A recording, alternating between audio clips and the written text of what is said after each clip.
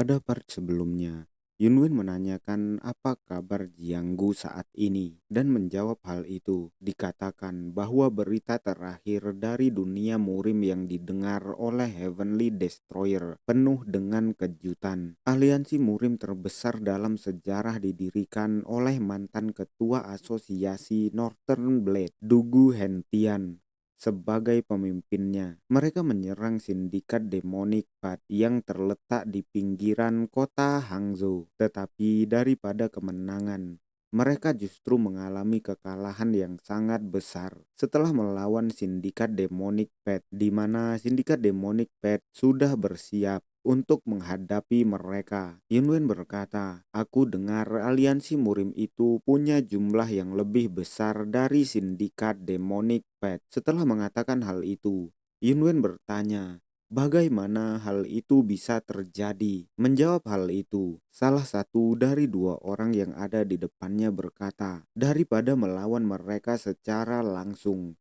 para bajingan dari sindikat Demonic Path yang hina itu memakai taktik serang dan kabur. Di sisi lain, aliansi murim harus menjaga kehormatannya. Kau tahu sendiri, kalau lengah sedikit saja bisa jadi momen kejatuhan seseorang. Mendengar itu, Yunwen bergumam, bertanya-tanya, apa maksudnya hina? Tidak, mereka itu pantas dipuji. Menghindari lawan secara langsung itu keputusan yang sangat bijak. Lalu orang itu berkata lagi, bagaimanapun, semua kekuatan utama sindikat Demonic Path bersembunyi di bawah tanah dan melanjutkan perjuangan gigih mereka menggunakan jalur rahasia yang mereka sembunyikan di segala tempat. Jadi, kerusakan yang aliansi murim terima itu lumayan besar dan walaupun ini belum terkonfirmasi, pria itu berbisik kepada Yunwen, berkata rumornya semua terjadi karena sindikat Demonic Path menurut keturunan klan Zuge, sekte ortodok, sebagai penasihat mereka. Mendengar itu, Yunwen bergumam, keturunan klan Zuge. Lalu setelah pria itu membisikkan sesuatu kepada Yunwen, temannya menegurnya berkata, jangan berbicara yang tidak-tidak. Kau bisa apa kalau pendekar besar Yun dapat masalah karena mendengar omonganmu? Merespon itu, pria itu malah tertawa. Lalu berkata, pendekar besar Yun, tolong pura-pura untuk tidak mendengar soal ini. Lalu mereka berdua memberi hormat kepada Yunwen dan berkata, itu saja yang kami tahu. Maafkan kami jika tidak menolongmu lebih dari ini. Merespon itu, Yunwen juga membungkukkan tubuhnya, lalu berkata, tidak masalah, informasi itu sudah cukup bagiku. Terima kasih banyak. Setelah Yunwen meninggalkan mereka, salah satu dari dua orang itu tertawa, lalu berkata, pendekar besar Yun sangat baik hati. Merespon itu, kawannya membenarkan. Lalu Yunwen bergumam, tidak bisa dipercaya. Sindikat Demonic Path yang kukira akan hancur secepatnya. Yunwen duduk dalam diam, lalu meneruskan, justru membuat aliansi murim dalam masalah. Sebenarnya siapa dia? Anggota sekte ortodok keturunan keluarga Zuge. Penasehat yang membuat situasi ini terjadi. Melihat Yunwen yang hanya terdiam, bawahannya menatap ke arahnya dengan tajam. Lalu Matt Damon memanggilnya, tuanku. Merespon itu, Yunwen berkata, bersiap-siaplah kalian semua. Kita akan segera pergi. Kita punya tempat untuk dikunjungi. Walaupun Heavenly Destroyer, Yunwen punya cara untuk menghubungi Noh kembar di dataran tengah. Dia biasanya menggunakan toko uang Golden Frog sebagai toko uang terbaik di dataran tengah. Mereka datang ke toko uang Golden Frog.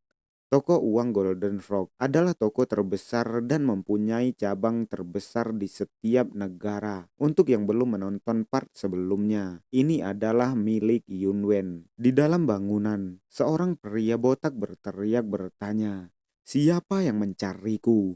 Kalau dia cuma bisa membuang waktuku, aku sendiri yang akan membuatmu menyesal karena telah melakukan hal ini. Itu adalah manajer cabang. toko uang Golden Frog, Zhang Yunxing. Mendengar kalimat yang keluar dari mulut pria itu, Yunwen hanya terdiam, menatap remeh ke arah pria itu. Melihat Yunwen yang hanya terdiam, pria botak itu bergumam dalam pikirnya, apa-apaan para amatir muda ini? Mereka terlihat sangat miskin. Lalu dia bertanya, siapa kau? Sampai berani-beraninya ingin bertemu denganku. Merespon itu, Yunwen memperlihatkan token yang dipegangnya. Sembari bertanya, aku entahlah siapa aku. Itu adalah token kaisar. Dan secara tidak resmi, toko uang Golden Frog dimiliki oleh Noh Kembar. Melihat token itu, pria botak itu sangat terkejut. Dia berteriak berkata, tamu kehormatan telah datang. Karena toko ini adalah toko Noh Kembar, berarti toko ini juga dimiliki oleh Heaven Destroyer sebagai kaisar yang diikuti oleh Noh Kembar. Di dalam ruang tunggu VIP toko uang Golden Frog, mereka diberikan tempat duduk yang paling mewah. Dan si botak mulai menuangkan teh dengan gemetar. Melihat itu, Yunwen hanya terdiam. Lalu pria botak itu yang sudah berkeringat berkata, tolong maafkan sikap tidak sopanku tadi. Dia masih memegang ceret dengan gemetar. Lalu melanjutkan, saya mengalami suatu musibah kemarin. Merespon itu, Yunwen mengangkat tangannya dan berkata, tidak apa-apa, manajer cabang. Saya di sini hanya untuk menghubungi Noh Kembar. Jadi katakan di mana mereka sekarang. Merespon itu, pria botak itu berkata, Noh Kembar, apakah yang Anda maksud adalah kedua tuanku? Walaupun mereka agak sulit dimengerti, menghubungi mereka itu masih memungkinkan. Merespon itu, Yunwen bertanya, apakah benar? Kalau begitu, tolong beritahu mereka untuk datang ke Hangzhou. Mendengar itu, pria botak itu dengan sigap mengiyakan dengan teriak. Lalu dia bertanya, apakah Anda sudah memutuskan tempat tinggal Anda di Hangzhou? Merespon itu, Yunwen berkata, tempat tinggal di Hangzhou. Kami belum memutuskan di mana kami akan tinggal. Merespon itu, pria botak itu dengan sangat bersemangat berkata, kalau begitu, izinkan saya untuk mengantar Anda ke aula dalam pavilion terbaik di Jianggu. Saya juga ingin menebus ketidaksopanan saya tadi. Tolong biarkan saya yang mengurus semuanya. Merespon itu, Yunwen berdeham, lalu berkata, bukannya tempat itu sangat mahal. Mendengar itu, pria itu terlihat gembira, mengangkat tangannya tertawa dan berkata, saya tidak mengira Anda bisa bercanda seperti itu. Bukannya kalian sudah menggunakan uang toko uang Golden Frog dengan token itu? Merespon itu, Yunwen berkata tidak. Lalu Yunwen bertanya, memangnya uang sebanyak apa yang bisa kugunakan dengan token ini? Menjawab itu dengan wajah serius. Pria botak itu berkata, tidak terbatas, karena Andalah pemilik toko uang Golden Frog yang sebenarnya. Mendengar itu, semua bawahan Yunwen terkejut.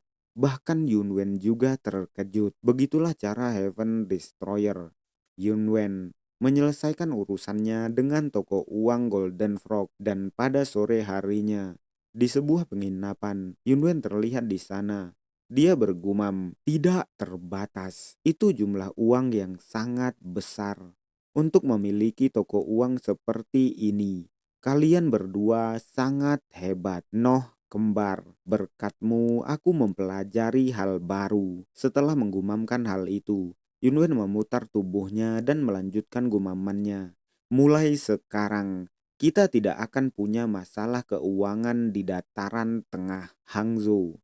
Di malam harinya, kota ini memiliki daya tarik yang berbeda antara siang dan malam. Karena tidak ada yang perlu dilakukan sampai Noh Kembar datang ke Hangzhou. Heaven Destroyer Yunwen dan rombongannya memutuskan untuk istirahat dan jalan-jalan sekarang. Dan saat mereka sedang berjalan-jalan, seorang pria menyapa mereka berkata, manajer cabang toko uang Golden Frog mengirim saya ke sini hari ini. Pria itu memberikan hormat dan melanjutkan, Tolong izinkan saya untuk memandu Anda di Hangzhou pada malam hari. Merespon itu, Yunwen juga memberikan hormat dan berkata, saya senang mendengarnya. Mohon bantuannya. Setelah Yunwen melakukan hal itu, orang yang dikirim manajer menunjukkan arah lalu berkata, tentu saja, silahkan ke arah sini. Mendengar itu, semua bawahan Yunwen terlihat bersemangat, bahkan murid Yunwen berteriak berkata, waktunya bersenang-senang lagi. Setelah baru saja mengatakan hal itu, mereka tiba-tiba mendengar pesan suara Yunwen berkata, tunggu. Hal itu membuat mereka semua terkejut. Lalu Yunwen melanjutkan, kalian jangan hanya bersenang-senang saja. Kita harus berlatih untuk berbaur di dataran tengah secara natural dan walaupun sudah kuulang berkali-kali, jangan buat keributan. Apakah kalian mengerti? Sembari mengatakan hal itu, Yunwen memasang raut wajah yang seolah tidak percaya pada bawahannya, tapi bawahannya dengan sigap berteriak berkata, siap. Dan beberapa saat kemudian, murid Yunwen dan Shadowless Monarch mulai berbelanja makanan. Bawahannya yang lain juga mulai melakukan kegiatan-kegiatan masing-masing. Saat sedang memandangi kembang api yang sangat besar, Yunwen bertanya kepada Matt Damon, bagaimana menurutmu? Apakah kau sudah merasa tidak terlalu bosan? Merespon itu dengan senyuman. Matt Damon berkata, tentu saja tuanku. Kemegahan tempat ini membuat saya terlalu terpukau. Mendengar itu, Yunwen bertanya, masa iya? Aku kira kau sudah berpengalaman soal seperti ini. Merespon itu sembari menggaruk kepalanya. Matt Damon berkata, begini tuanku, mungkin Anda tidak akan percaya.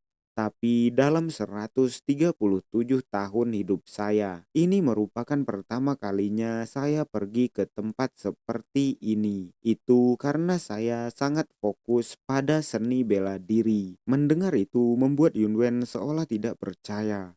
Dia bergumam, 137 tahun. Apakah dia benar-benar setua itu? Lalu Yunwen berkata, tenang saja.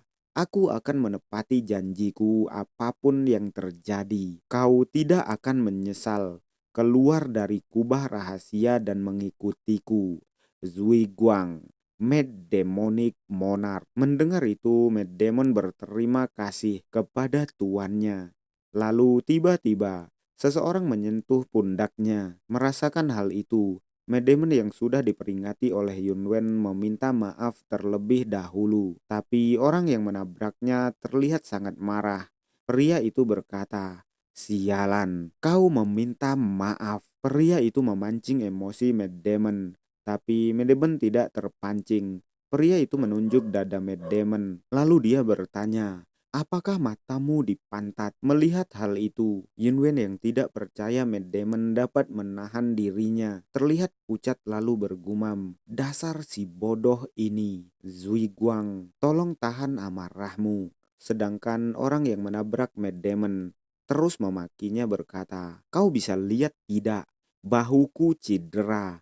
Woi bangsat, memangnya cuma diam saja bakal bikin masalah selesai. Untungnya Matt Damon tidak merespon. Dia hanya terdiam, lalu mengecek bahu pria itu. Merasakan kekuatan cengkraman Matt Damon, pria itu terkejut lalu berkata, apa-apaan kau ini? Pegang-pegang, dasar bajingan. Lalu dengan polosnya Matt Damon berkata, bahumu kelihatannya baik-baik saja. Hal itu sontak membuat si botak yang menabraknya semakin marah berkata, kau tidak tahu siapa aku sampai berani berbicara seperti itu. Tidak bisa. Jangan pikir ini selesai dengan modal minta maaf saja. Merespon itu, Medemen bertanya, jadi apa yang harus kulakukan agar kau bisa memaafkanku? Orang-orang yang melihat kejadian itu mulai berbincang, berkata ada yang mau bertarung, dan pria botak itu menunjuk ke arah bawahnya, lalu berkata, merangkak. Kalau kau merangkak di antara selangkanganku, Aku akan memaafkanmu.